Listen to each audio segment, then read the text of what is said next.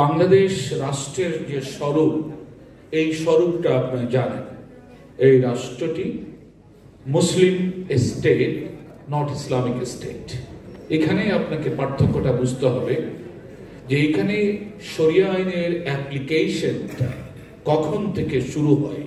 শরিয়ার আইনের আমরা যদি ইতিহাস পড়ি, আমরা দেখি মোগল আমলেও শরিয়া আইনের প্রচলন ছিল।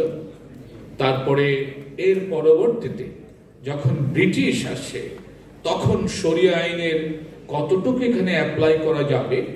এক সময় এখানে পেনাল লজ, দণ্ডবিধি আইনও শরিয়া আইন অনুসারে দণ্ডবিধি প্রচলন ছিল।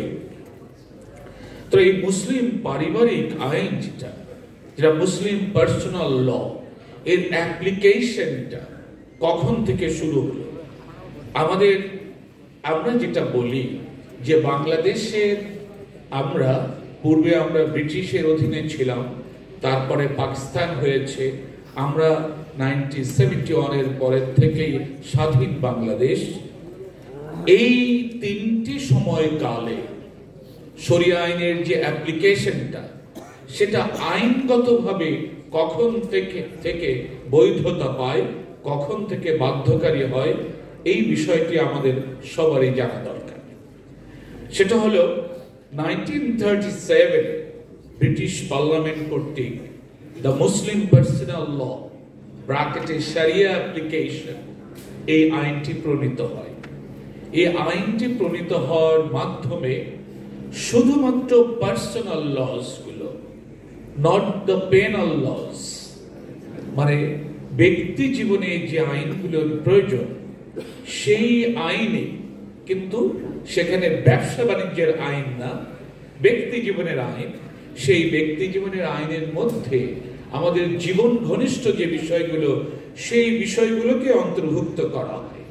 যেমন ম্যারেজ, ডিভোর্স, তারপরে ইলা, আপনারা সবাই এখানে যারা আছেন আপনারা ফিকহের কিতাবে পড়েছেন, জেহার, তারপরে লিয়ান, খুলা, মুবারক, তারপর মেইনটেনেন্স যেটা নাকা, dower, guardianship, gift, trust and trust properties and ওয়াকফ।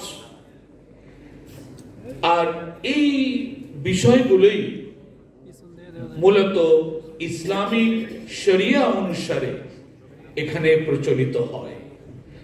কাদের জন্য এই আইনটি, কাদের জন্য অব্লিগেশন ইম্পোজ করা হয়েছে? শুধুমাত্র তারাই যারা মুসলিম সিটিজেন, যারা অন্য ধর্মে অবলম্বী, তাদের জন্য এই আইন বাধ্যকরী নয়। এটি 1937 আইনের মাধ্যমে এটি আমাদের আইনের শুধুমাত্র মুসলমানদের জন্য। তবে এখানে একটি জিনিস বলা আছে, এই আইনে যদি কেউ তার ব্যক্তিগত বেনিফিটের জন্য ডিক্লারেশন দেয় যে আমি ইসলামিক শরিয়া ল, যারা এখানের সিটিজেন, যারা এখানের রেসিডেন্ট, আমি প্রয়োগ করতে চাই, তাহলে অথরিটি, আমি এই আইনের সুবিধা ভোগ করতে চাই, তাহলে তার ক্ষেত্রে এই আইন প্রযোজ্য হবে। তো বাংলাদেশে 1937 থেকে শুরু করে যখন ব্রিটিশ রেজিম ছিল, এই পর্যন্ত মুসলিম পার্সোনাল ল বলতে এটি শরিয়া লয়ের এই বিষয়গুলো এখানে অন্তর্ভুক্ত।